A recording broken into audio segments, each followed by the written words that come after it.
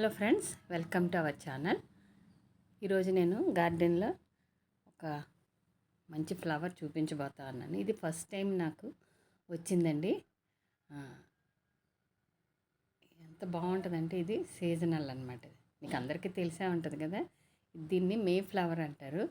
మే నెల ఏప్రిల్లో స్టార్ట్ అయ్యి జూలై వరకు కూడా వస్తాయి. ఇది సీజనల్ అండి. దీనికి కూడా మూలం ఏంటంటే ఒక దుంప అన్నమాట. ఇది మా తమ్ముడు గారి ఇంట్లోంచి తెచ్చుకున్నాను నేను ఈ దుంప.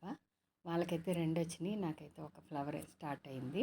నేను ఒక్క సింగిల్ దుంప పెట్టడం వల్ల నాకు ఒకటే వచ్చింది. కింద దుంపలు అవి స్ప్రెడ్ అవుతూ ఉంటాయి.